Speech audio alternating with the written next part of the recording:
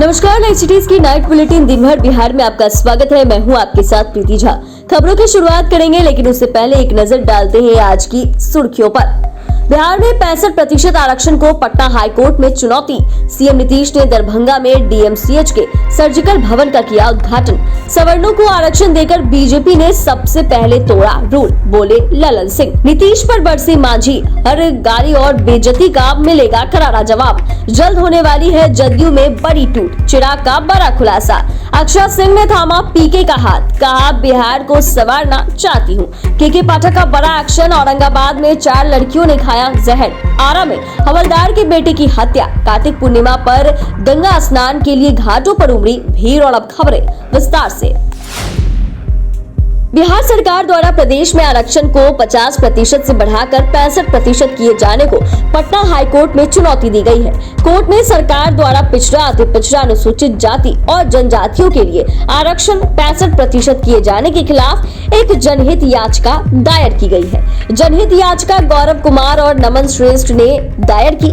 इस जनहित याचिका में इन संशोधनों पर रोक लगाने की मांग की गई है। याचिकाकर्ता ने कहा कि ये मौलिक अधिकारों का उल्लंघन है। मुख्यमंत्री नीतीश कुमार और उप मुख्यमंत्री तेजस्वी यादव दरभंगा पहुंचे। उत्तर बिहार के सबसे बड़े अस्पताल डीएमसीएच के सर्जिकल भवन का उद्घाटन किया। उत्तर बिहार के सबसे बड़े अस्पताल डीएमसीएच में 2742.4 करोड़ रुपए की लागत से पुनर्विकास का काम होगा। हर साल 250 छात्र छात्राओं को नामांकन होगा। वहीं निरीक्षण के बाद मुख्यमंत्री दरभंगा एम्स के मुद्दे पर भी कहा कि एम्स बन जाने के बाद इस शहर का ज्यादा विस्तार हो जाएगा। अभी केंद्र की तरफ से निर्देश आया है, प्रस्तावित स्थल की जमीन को ऊंचाई दी जाए, जिसे हम लोग पूरा कर रहे हैं।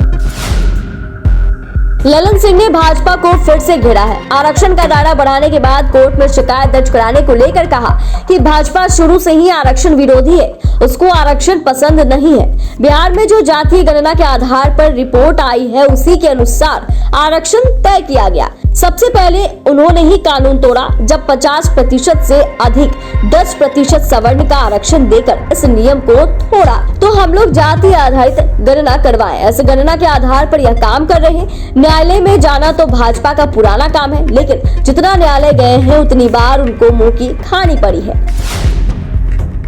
जीतन राम मांझी ने मंत्री रत्नेश सदा को घेरा है। उन्होंने एक वीडियो पोस्ट करके नीतीश सरकार के ही रत्नेश सदा को लेकर निशाना साधा है।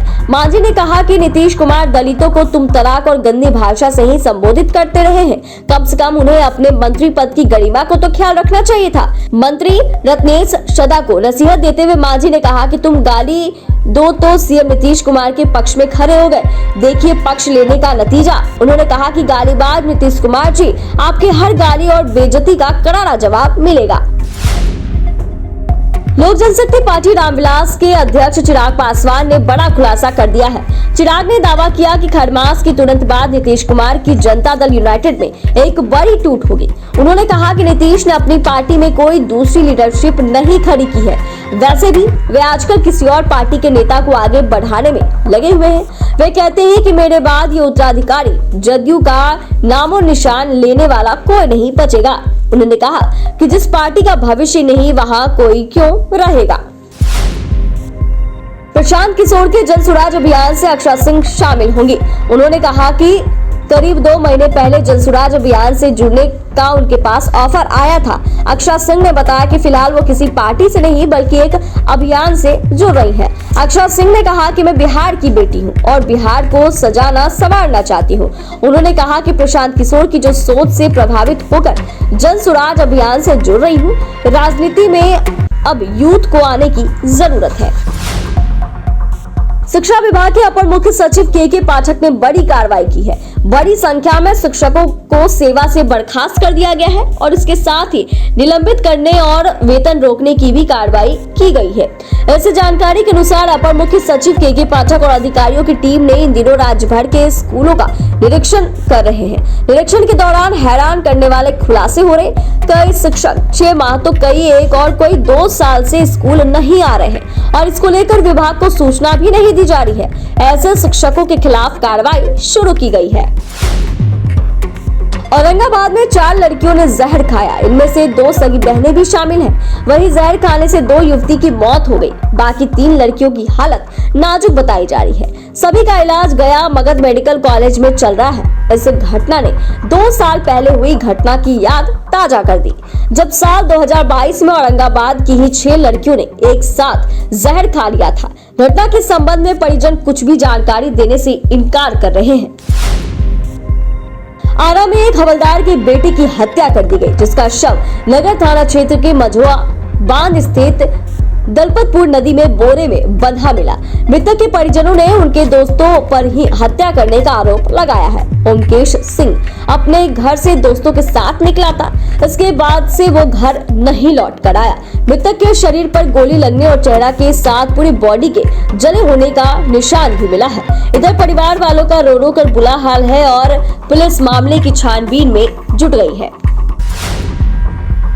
कार्तिक पूर्णिमा को लेकर लाखों की संख्या में श्रद्धालुओं ने आस्था की डुबकी लगाई है। इसके बाद श्रद्धालुओं ने गंगा में दीप दान कर अपने परिवार के साथ सुख समृद्धि की कामना भी की है।